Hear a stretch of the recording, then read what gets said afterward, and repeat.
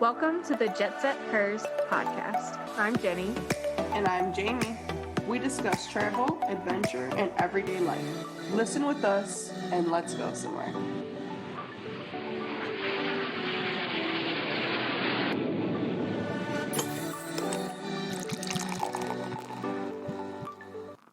Hi.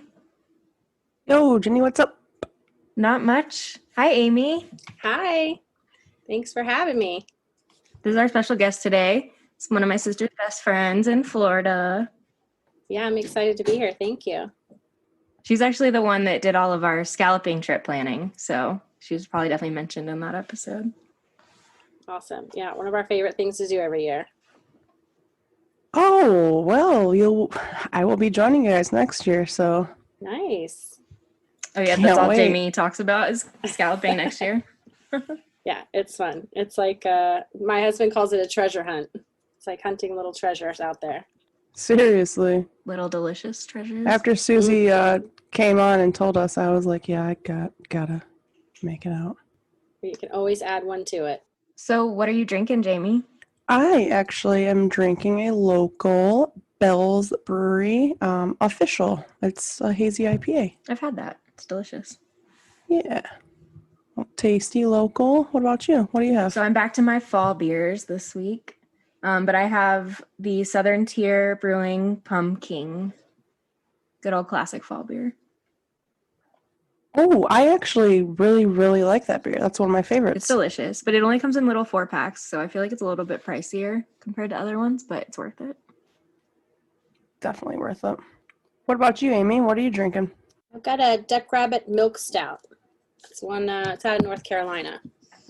Our Whole Foods carried it, and I kind of fell in love with it. So that's what I've been sticking with lately.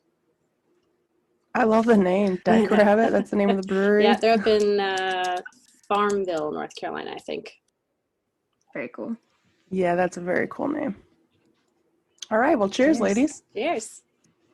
Yeah, so Amy is going to talk to us about her trip to Scotland today, which is definitely like the next place I want to go as soon as we're allowed to travel again. So I'm excited to hear all about it. I feel like this is definitely going to be a good episode. So Scotland, here we go. So what made you go to Scotland? So my grandfather on my mom's side is from Scotland, so all her family's Scottish, and she had always wanted to go. Well, she went once when she was 16, but obviously that was a while ago. She's older, so she'd kind of forgotten about it, and only, obviously when you're 16, you only go to, the family's house and kind of stayed there. So she'd always wanted to go. She was retiring, so I planned a kind of mother-daughter trip for her retirement. That's awesome. So Aw. cute. Yeah, that's super awesome. Mother-daughter bonding from a place that, she's from. That's super great. So what about the flight info? How far away is that? Oh, it's just a hop, skip, and a jump over the pond. All right. We actually, typically I try to fly out of Jacksonville where we live, but I found some really inexpensive tickets out of Orlando. So we have the Amtrak is like $20 or $25 to go from Jacksonville to Orlando. And then we just hopped an Uber and caught a flight out of there. And Nice. we flew from, I think it was here to Amsterdam and then Amsterdam to Edinburgh. And the long flight was about 7-ish hours, 7.5 maybe. So it wasn't too Not bad. too bad. Yeah. At all. That's kind of crazy that you fly to Amsterdam, because isn't it like kind of like going over and then backtracking a little? A little, yeah. And maybe that's why the flights were so cheap. I have no idea. But Yeah. I scored good ones. We're actually going again this coming May. Fingers crossed, anyhow. Fingers And crossed. We're flying out of Jax on that one, up to JFK, and then into Edinburgh. So that will be a little more direct route, I guess. Do you remember how much you paid for Right. those flights? The flights with my mom's trip were right about $700. The flight that we're doing in May, we're actually doing Delta Comfort Plus, we're about $980 something a person. Okay.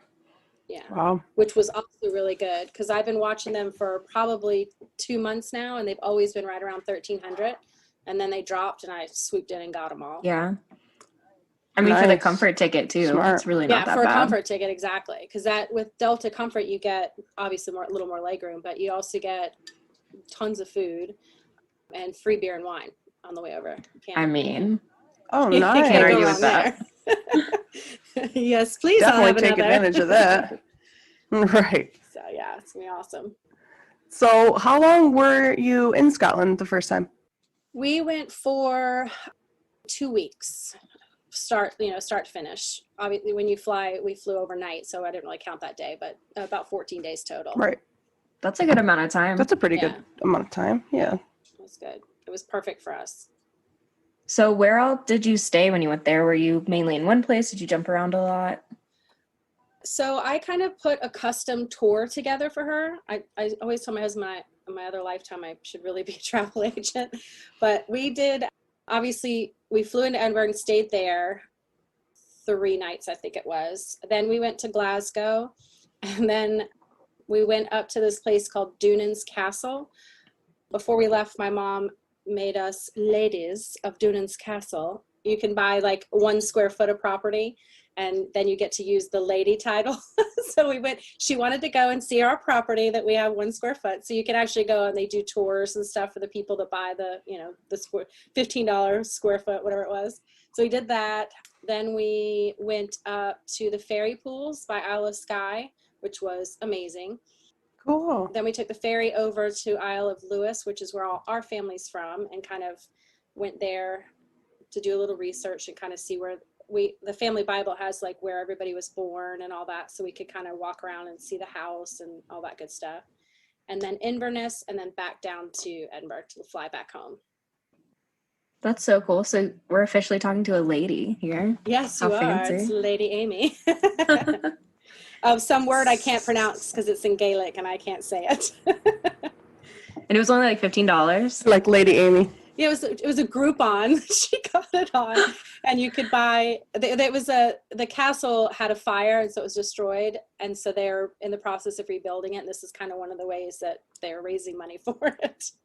That's really cool though, because that's exciting, but then it helps them too. I actually could legally change Right. my like driver's license to Lady Amy Miller if I wanted to.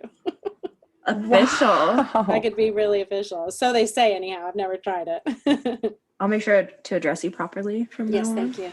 Thank you. Right. So, I mean, that was a very quick overlook, but do you just want to give us maybe like a quick day-by-day itinerary, like the highlights? Yeah, sure. So we flew out on a Wednesday. I always try to fly out when I go international, like on a Tuesday, Wednesday, especially if I'm going somewhere for a week. That way it's always cheaper usually, and you got the whole weekend there because you're not flying over a weekend. So we flew out Wednesday, arrived. I feel like we got in right around lunchtime into Edinburgh. And then we were lucky enough that I always try to stay in Airbnbs because I feel like it gives you a more, an authentic experience, if you will. Yeah. So we contacted the guy and he let us drop our luggage off straight there so that we didn't have to put it at storage. And he was actually one of the best Airbnb hosts I've ever stayed with. He had it mapped out. He had places to eat, places to go, everything. So it was awesome. We dropped that off and then kind of went and explored. We stayed in Edinburgh 3 nights. Then we took the train to Glasgow, where I picked up a rental car. This was my first time driving on the left side of the road. We stayed in Glasgow for that night and day until we drove out to Dunan's Castle, kind of did there. And then really that was a quick stop because it was really in the middle of nowhere. And then we went to Isle of Skye, where we stayed at one of my favorite accommodations. It was a hostel, but it was set up like kind of more of a hotel hostel in these little pods. They were really cool. What was the name of that? It was the Cowshed Boutique Hotel in Uig, U-I-G, up in Isle of Skye. The only thing I did not like about it, it was literally one road that you did like a little S shape to go up, and you couldn't see people coming up or down. So that was the scariest part. It was like a one-lane road. It was like literally one-lane road, and you couldn't see around the bends to see who was coming down it. So, but it was really cool. They had those like little A-frame kind of pods that had, a bed, a couch, a little eating area, and then your shower. But yeah, they overlooked the bay there, and they were all up a hill. They had chickens. It was a really cool vibe. It sounds really cool. I'm gonna have to. Yeah, put it was that awesome. Cowshed down. Boutique Bunkhouse is what it's called. Okay. But we stayed there and went to see the fairy pools, which was awesome. And I was very proud of my 65-year-old mother because it was a lot of hiking and like up and down and stuff. But the water was like crystal clear. There were people crazy enough to swim in it, but it was freezing cold water. Oh my gosh. But it was cool. You just kind of follow the path and it just gets kind of deeper and the pools get more like aqua blue with the rocks, and it was really pretty. I actually don't know if I've heard of that, so that Oh yeah, I have to yeah. put that on my list. Yeah, fairy pools. And there's also Fairy Glen, which we didn't make it to, but the people have taken rocks to make like the circle formation, and they say it's like, you know, a whimsical fairy. It's where the fairies come out to play. Aw. There is also a brewery right there in Isle of Skye Brewery. They have a couple beers that were really good, which I'll have to go review my photos to remember the name of them, but that was pretty cool. It was right there in the bay. Well, that's definitely up our alley. Yeah, right? We always try to find those. Let's see. Then we left there. Oh, no, actually, one of the cool things, we did a boat tour where they took you out to see like the puffins and things, because that was like top on my mom's list, was to see a puffin.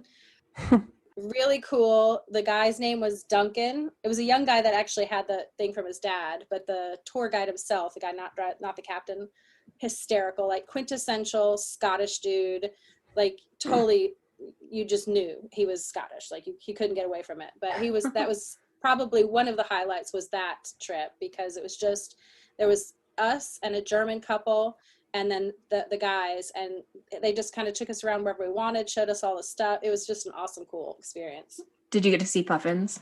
We did. Lots of puffins, seals, birds that were native there that I don't know the name of. Yeah. Cows precariously perched on cliff edges that I thought were going to fall over at any moment, that were just up there grazing. And he said they actually do fall over every now and then. I'm like, good gravy. Poor thing. Oh my gosh. I know, because it literally, like the grass grows down the cliff and they just start munching all the way down and lose their footing. Oh no. It's pretty crazy. Okay, so that was, and then where'd we go after that? Oh, we took the ferry over to the Isle of Harris and Lewis and up to Stornoway, which is where all our family was from. Spent a couple days there, kind of just, going around. Then we took the ferry over and went to Inverness and looked for Loch Ness. Yes. Which was pretty cool.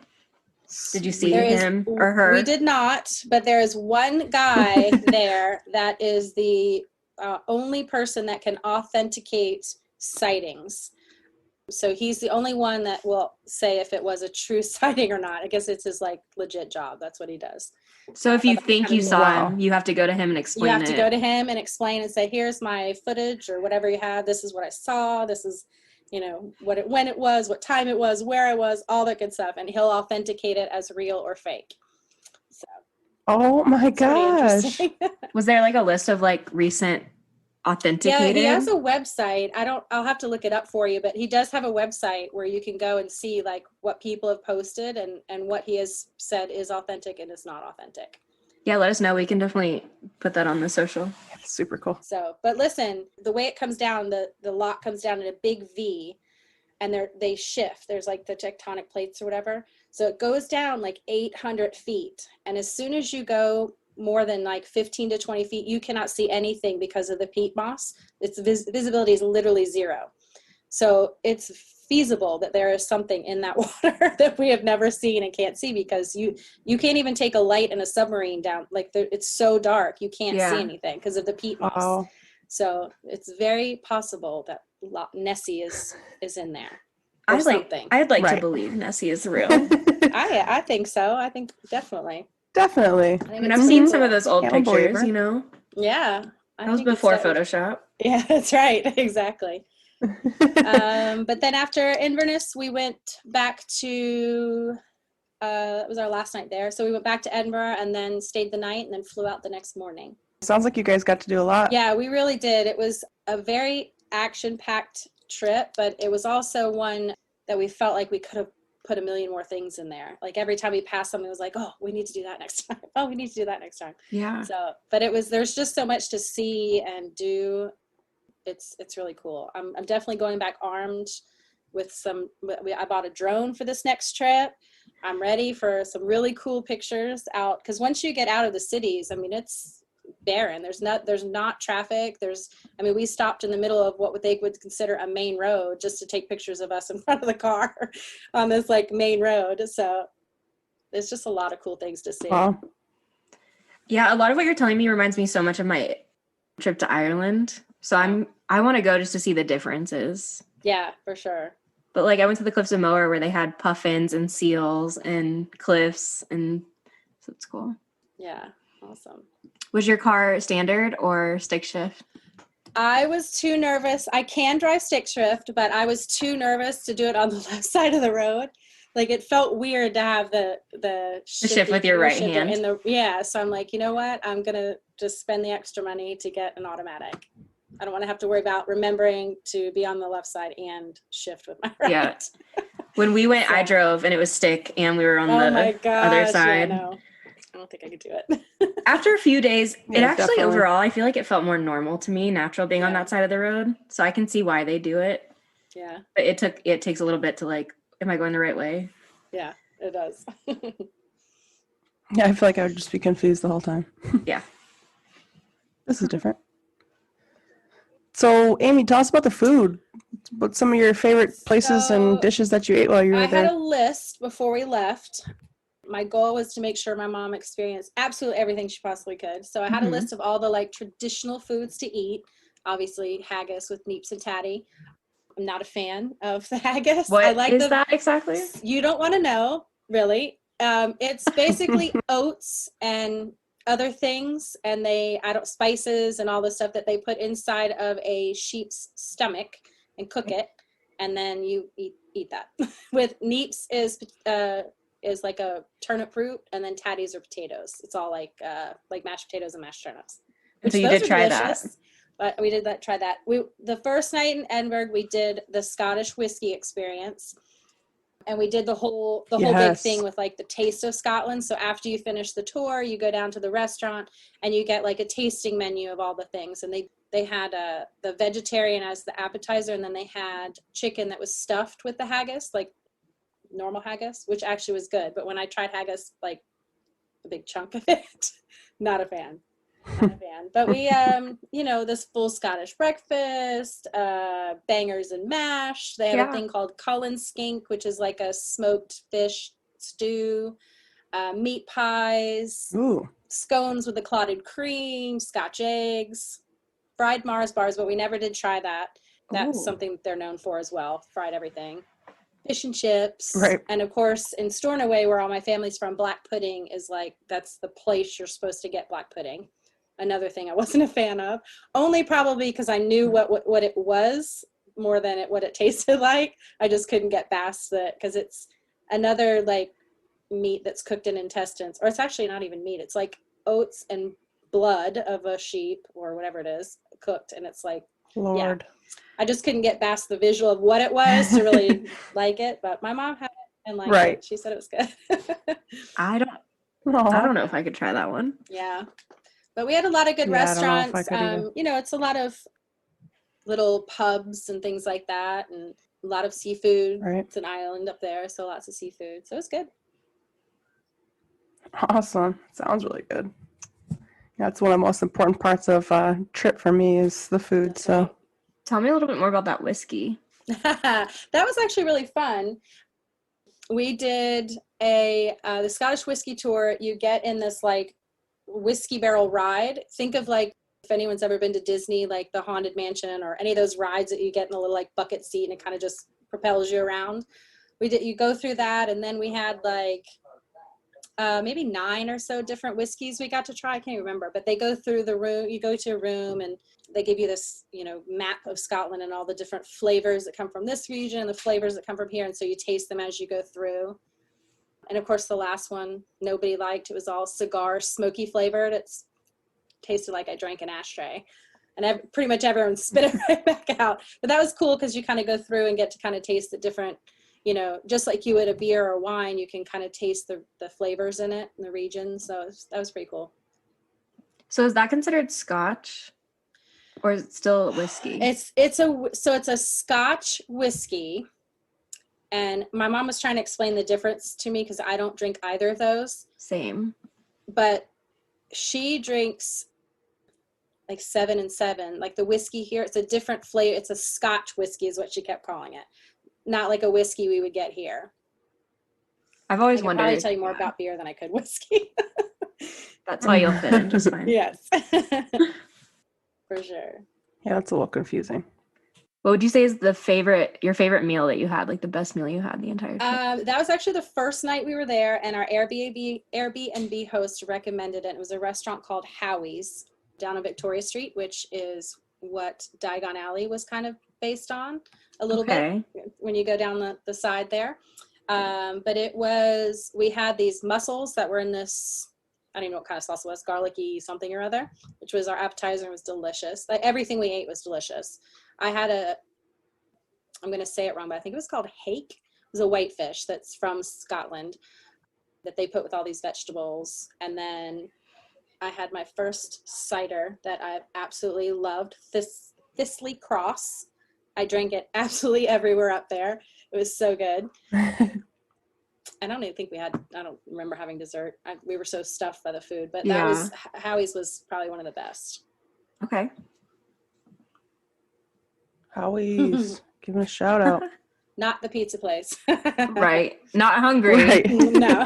Just regular. The authentic Howie's.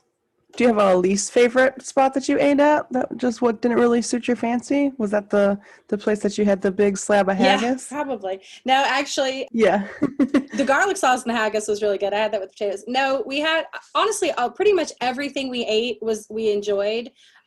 The only thing, there was one restaurant up in Stornoway that we kind of just randomly kind of went to as we were out and about and, didn't really read any reviews or anything, but mine was good, but whatever my mom got, it was like drenched in gravy, and I think she tried, it was fish and chips or something. I don't remember what the food was, but it was all just really heavily drenched, and that was the only meal that we were like, yeah, we didn't really like. But everything else, could have done without. Everything else was really good. That's a good thing, though. Yeah, definitely.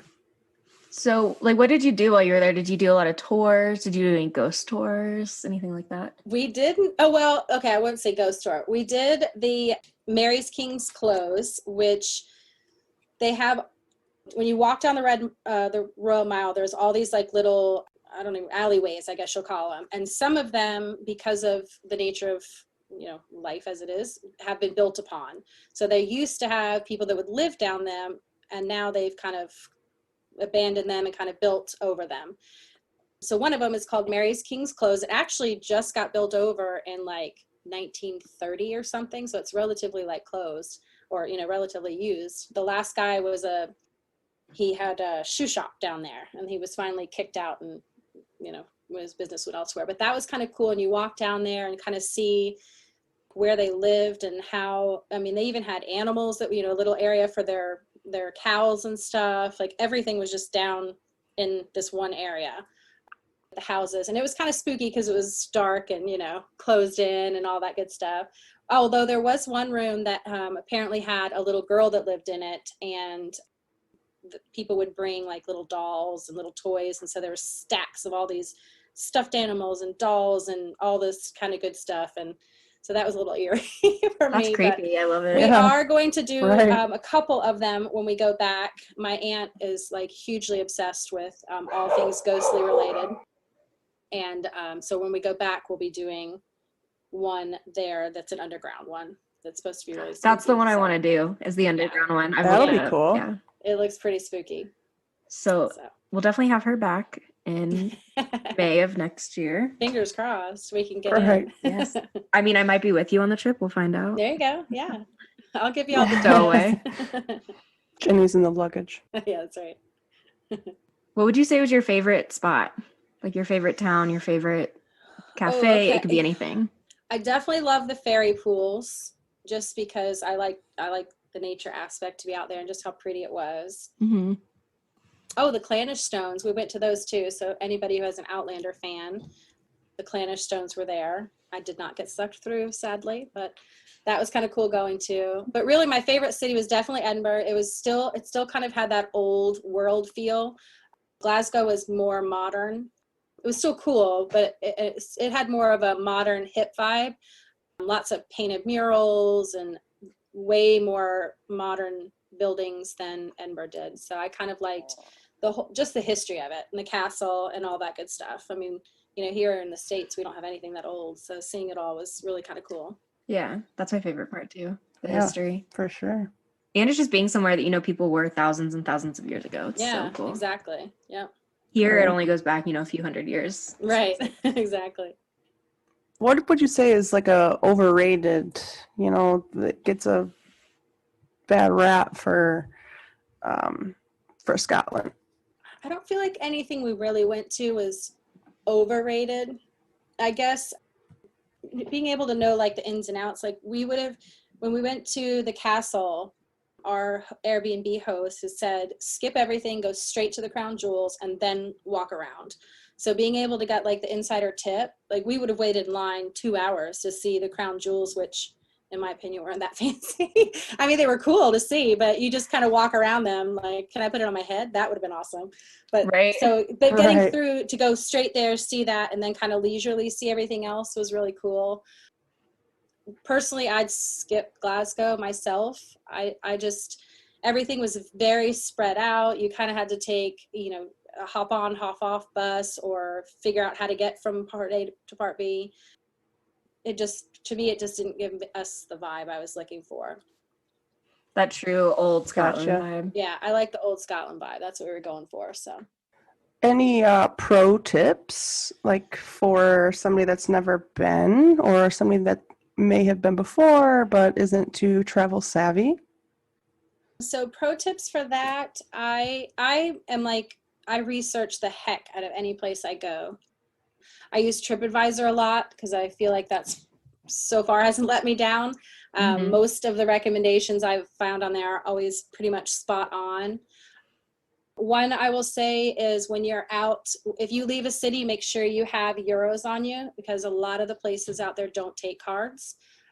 So you'd be stuck, without having to get food or anything if you're way out in the middle of nowhere.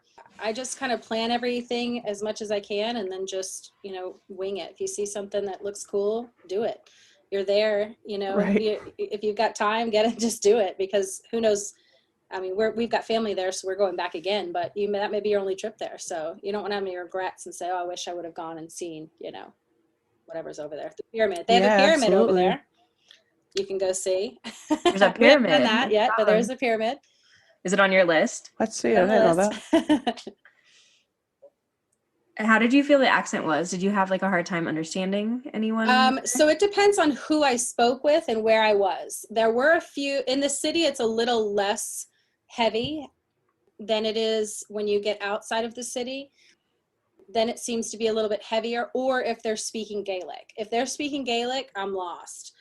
It's a totally different language. I can't even understand, like you can't comprehend the words. If you hear somebody in Spanish or in French, you can usually kind of figure out, oh, they might be talking about this. Nothing. I couldn't, the words are so crazy and just, it blows my mind to try and listen to them and try and focus on what they're saying because it's just it's a thick accent and then it's a language that I have no comparison myself for. So that was a little hard, but most of the people are, you can pretty much hear if you listen hard enough that it's not so bad. Did you run across a lot of people speaking in Gaelic? More so outside of the city than inside of the city. When we had gone over there, our part was to try and find more of our family members. So I had reached out to somebody in the library and now fast forward 2 years, now we're about to go meet probably about 25 of them when we go over there this next time. But I've been keeping in contact with quite a few of them and there are a couple that speak Gaelic and she speaks Gaelic to her kids. And so listening to that's kind of cool. And I'm like, what did you just say? But yeah, so it's kind of neat that they do still carry that down. In the library up there, they have classes for it so that you can kind of keep it going. They do say it's phasing out, but a lot of people are still kind of passing it down to their kids, which I think is really cool. That's so cool because it's such an old language. Yeah, it really is. Yeah. I feel like I would try to pass it down to my child just for history because for the sole purpose of if your parents took the time to teach you, I feel like it's your duty to take the time and teach your kids. The Scottish culture is from, the Viking basically came from Vikings. So a lot of that language kind of translates down from that. So it's kind of cool. What would you say you miss the most? Like looking back. So this is going to be really, really corny because I've traveled to a bunch of different international, non-international places, and it's probably because I have family there, but I miss that feeling of like I landed on soil and felt like I was coming home, which is very silly, I know, but I think it's because I have such a tie to that place that I just miss the people. And I miss really, honestly, of all and I'm probably biased a little bit, but of all the places I've traveled, they had the most welcoming, friendly people I've ever met. And so I kind of miss just that atmosphere of, everybody was a friend, just cool place to be. I don't think that's corny at all.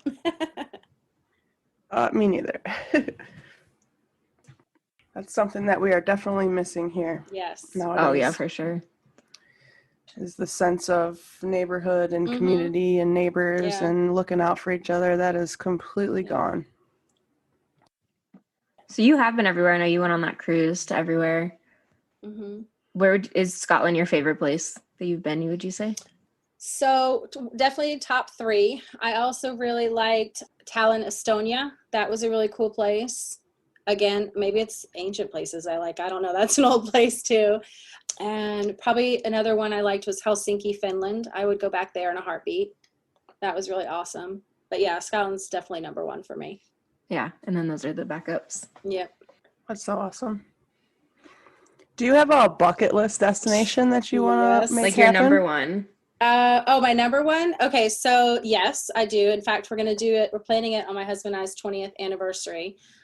I want to go stay in the 2 places, actually. We're doing hot and cold for our 20th. So we're going to do an over the water bungalow in like Fiji or somewhere like that. I haven't researched anything yet, but one of those. That sounds amazing. And then we're going to go cold for me up to Finland. I want to stay in one of the like igloo domes and watch with the lights. Yes. Yeah. So that's kind of our big bucket list. We are so much alike. I love it. We are, because guess where Emma wants to go on her for when she graduates? London. For the Harry Potter Warner Brothers store. Yep. Aww. That's it. For everyone listening, Emma, for her 12th birthday, had an all-out Harry Potter birthday. And I walked in and I was like, I want this for my birthday. Like, this is amazing. Yeah. Yeah. She shares the exact birth of Harry Potter, July 31st. So. Yeah. So cute. Oh my gosh. Yeah, she's been obsessed. Even more of a fan. I'll take her. I'll go. Yeah. That's cool. Hey, I'm coming too. We'll do it. Never It's been. a girls trip. You guys can come. That's one thing, and I know we said it when we covered it on a former podcast, but the Warner Brothers Harry Potter tour, like, my roommate's not a nerd at all, and she walked in and almost cried. Yeah. That's how amazing it is. I did cry. Yeah, I can't wait. But she's like, I'm not even going to lie to you right now. I'm tearing up. And I was like... That's awesome. That'll be Emma, for sure. That's so cool. So, Amy, what do you have to do that you didn't get to do this time when you go back? I know you already have a trip plan, so what made the list for this next time? We do have a plan. So I tried to change this up a little bit since my mom and I are going again, so we could see a few new things, but also we actually are keeping a lot of the original things too. So we're staying in Edinburgh, then we're going to go, we're skipping Glasgow. We're skipping our little castle that we own, a quarter of whatever it is, an acre, or not an acre, a square foot. An acre. We're going to do, an acre. Wouldn't that be nice? We are adding St. Andrews to this, and on the way there's a cool thing called Danino's Den, which is, it's almost like a pagan worship site, and it's got all these really cool carvings, like a full-on face in the stones and, Celtic symbols. So we're going to check that out on the way there. That sounds super cool. The one thing I did not get a picture of last time was a hairy coo. So that's on my list. I've got like 10 places I could possibly see that. So that's my goal, is just to get a picture of one of those. But, what is that? Hairy cow, the big hairy cows they have over in Scotland. They call them hairy coos over there. Okay. So that was the only thing I didn't get a picture of that I wanted to. So we're adding St. Andrews, and we're kind of skipping all the ferry pools, and again, because we're bringing a couple other people with us, aunts and uncles that are a little older and won't be able to do that. So we're spending a couple extra days in Stornoway so we can spend time with family. But for the most part, we're kind of hitting some of the similar things that we went to and just adding a few extra. And you're gonna do that ghost tour too, so. And we're doing the ghost tour. Yeah, we're definitely doing that one. And maybe there's an underground dungeon tour and there's a couple ghost tours. So we're gonna pick. And those are all in Edinburgh? Yeah, all in Edinburgh. Yeah. And there's the dungeon one. Apparently there's underneath the castle, and some of the spots are dungeons. They have these old bridges that are all stone bridges. A lot of them have been built over, but the ones that haven't, there's stuff underneath them, like caverns and pathways and things like that. And so a lot of those places have a lot of weird, eerie things that you can go through and see. So we'll see. We'll see if I. That is so high on my bucket cool. list. Yeah. Because I love old, historic, and creepy, and I feel like that's just. Oh yeah, yeah. And there's there's lots of places for Harry Potter there too. There's the Elephant Cafe, right across the street from that, or near that, is the graveyard that she would sit. She would sit in the window and look over there, and there's some familiar names in there: McGonagall, Riddle, a couple. I can't remember. There's like 3 or 4 others that are over there on headstones. So it's got a little bit of a Harry Potter vibe there too. Is that where the names came from? Yeah. Oh, the big thing I forgot we added, the Jacobite steam train, which goes over the Glenfinnan viaduct, if I said that right. But that's the scene they used from Harry Potter. That train, when the train goes over that big railway. Yeah. So that's we're going to be riding that. Wow. And that is going. That's going to be super So cool. what dates do I need to ask off for? Yeah, exactly. We're leaving May 11th of next year. Let me text. I just texted my boss, so I'll text her again. I'll add you. I think I have one more spot left in the big van we're renting. I'll drive. I have to. I'm a little nervous driving a big van over there. Especially on I that had side a of the cute road. little white car last time. Now I'm going to have this big van. That is a little sketchy, because I remember that was one thing driving, because you drive around these corners and like on one side of you is this huge concrete brick wall, and the other side is vehicles going, 80 kilometers? So yeah. Like 60 so over there, miles it's an hour. lots of just cliffs that kind of go Drop down. off. Drop offs. And little roads that have basically one car with lots of little turnouts as you keep going. So you just kind of let people pass as you kind of drive. But yeah, we'll see. How was the weather when you went? Because you went in May. Yeah, we went in May, and I feel like it's like the perfect bumper season to go, because come June you get all the midges and little bugs that bite the heck out of you. But you still kind of have that warmer weather. It's starting to come in. So we were lucky that we had about 2 days worth of rain, and it wasn't even really bad rain. So, and the weather hovered around, we had one day that was like 75 in the city. Once we headed north, that averaged about 60, 65. And then of course it got chillier when the day it rained, but yeah, it was good. It was perfect weather. So we just packed in layers and waterproof shoes, and it worked out well. Do you have any other packing tips? If you're going to be city hopping as we did, I really recommend backpack travel, because you can, if you're taking a train, you can throw it on your back. Cubes, I pack in cubes religiously. I've converted my uncle who thought I was insane when I brought over my bag to show him how I pack. But yeah, anything that you can carry, or if it's a small wheeled thing, I mean, if you can get it in a carry-on, that's the best, because you're on the move so much. It's just easier instead of lugging all the stuff to keep it light. And then I of course pack, most of my toiletries are waterless. So dry shampoo, I do the shampoo bars and things like that. But that's just my preference. I don't like to check anything. Right. Yeah, and we've mentioned that on here before, like, because some airports you'll fly through, maybe not in like England or Scotland, but when we were in Paris, we found that their liquid requirement is a lot smaller than ours. So we actually had to get rid of stuff. Yeah. So if you can't, dry shampoo, dry toothpaste, anything like that, it's going to save you. I found a couple good ones I liked, and I didn't prepare for that, but I'll have to get you their Bite. I think actually they're called Bite.